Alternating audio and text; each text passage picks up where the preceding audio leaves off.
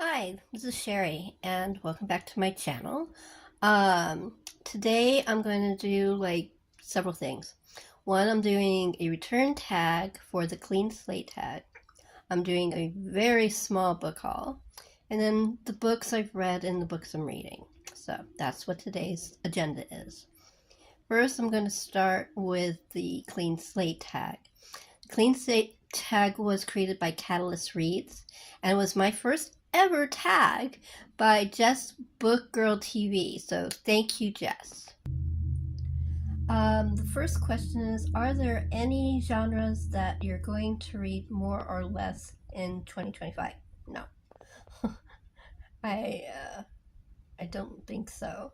Are there any books you have read recently that changed or challenged some of your philosophies or beliefs? No. Sorry. Who would you recommend a newbie to watch? Well, I would recommend three people: Kelly from Books I'm Not Reading, Ollie from Criminale, and Gina from Gina Steiner Books. I'm very good. Do you have a book bucket? No. I have a lot of books I'd like to read someday, but I don't actually I feel written down. Other than books I own, like the Essay of those books. But no book.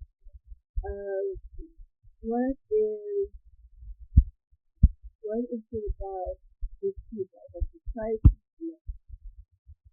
Um, Controversy. Yeah. When I first started, I thought that India people can do that work. Yeah. Other than the first person, that was the bad idea. But the other stuff, sometimes people don't do it. Other times they're doing it. So that's good journey. The next one, what are some of your goals? Does it have to be about this? No, I'm trying to diversify my creativity, you know, and kind of thing. So YouTube and my youth love are learning too. I just love it a long time even with that because I was doing other stuff too. But I'm pulling back from everything. So now I'm turning to blogging and blogging. You know, blogger. What are some of your goals? It doesn't have to be booktube. Oh, I already did that one. Sorry. If you could meet someone, dead or alive, any writer, artist, musician, who would they be? One's alive and one's passed. The one who's alive is Anthony Horowitz because I love his writing and I love the movies and TV shows he does. And Jane Austen because, well, I love her books and I'd like to talk to her and I think she'd be a lot of fun at a party, and she'd probably be full of all the best information, and I, they would be two really cool dinner guests. Would you rather have your life written by your favorite author or portrayed in a movie by your favorite actor and actress? Portrayed by my favorite actor or actress. As much as I love fiction, and I do, I don't want anyone else to create my life but me. It's my life. Okay, next one. What are some of the challenges you have to overcome and would still like to improve in regards to your channel? I'd like to grow a little. I originally had this channel for my radio plays, and I just used it to basically put my radio plays up so people could see listen to the plays. I didn't really pay attention to how many people were following me. And then I decided to do my books. So now I'd like to grow a little. It doesn't have to grow fast, just a little bit at a time. Um, I just like to feel that I'm not talking to myself. So that's why, fingers crossed. Okay, next one. What advice would you give to someone that is thinking about deleting a YouTube channel? Uh, hmm. I don't think, well, I mean, it's up to them whether they're going to do that. Personally, I would rather think about it, make sure that that's what you really want. To delete it completely is really rather serious. I mean, the only reason I would do that is if something really bad happened. So, just be honest with yourself and, figure out what you want to do. But, don't just do it and then be heartbroken that you did it. Okay. And I will, it's next thing is to ask you for tags, and I will have that in my description. Now, the book you're looking at, that is part of my tiny book haul. I have been slowly collecting Virago books. I love the look of them. They're so classy. The paintings are great. The books are great. They have really good authors, mostly female authors, a lot of them forgotten authors. And so that's why I've been collecting them. Now, this is really cool. I didn't know what I was getting. I love Robert Browning and his poetry, and I love Penguin. And I had just seen a thing on Jules Burt's thing about these books, and I happened to see it on an online thing, so I bought it. And it turns out I bought a first edition Robert Browning selected poems, the paperback version, of course, Penguin paperback. Um, I was really shocked, but I checked with Jules, and he said it definitely is first edition. Isn't that cool? Okay, I am going to be reading Miss Austen because uh, by I don't have it up, and I don't want to move the camera. But it's about Cassandra Austen, and after Jane dies, that she burned her papers and why she did it, and it's a fictional account. And so I already had read online The Beautiful Cassandra, and I loved it, so I thought I would get one of the little black spine books from Penguin, and I love those. And I got The Beautiful Cassandra. So this one is Between the Acts by Virginia Woolf. It's one of her memoirs, and I really like the style of these books. They're from Harvest or HBJ Books.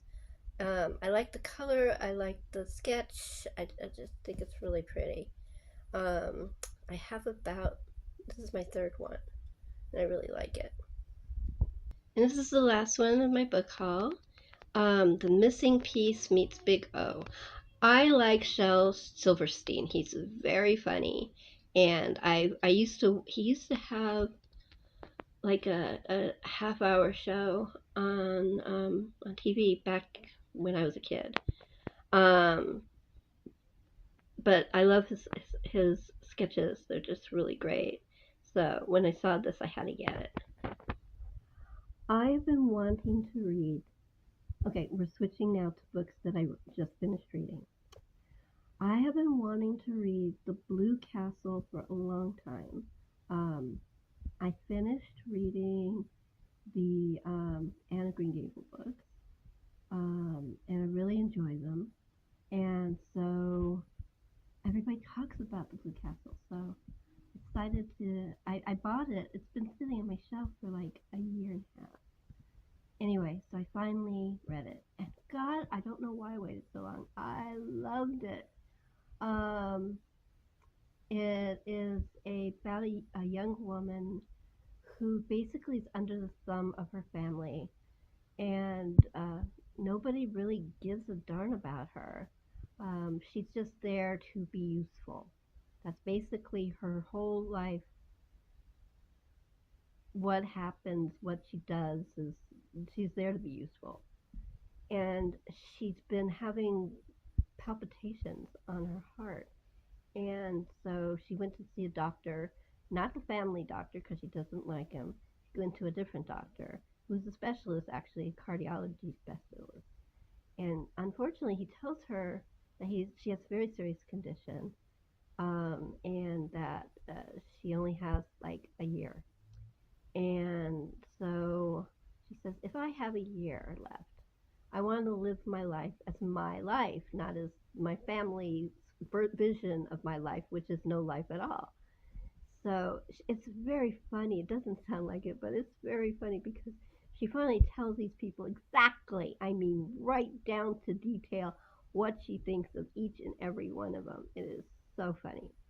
And it's a really beautiful book about basically a woman coming into her own and finding her own way. She leaves home.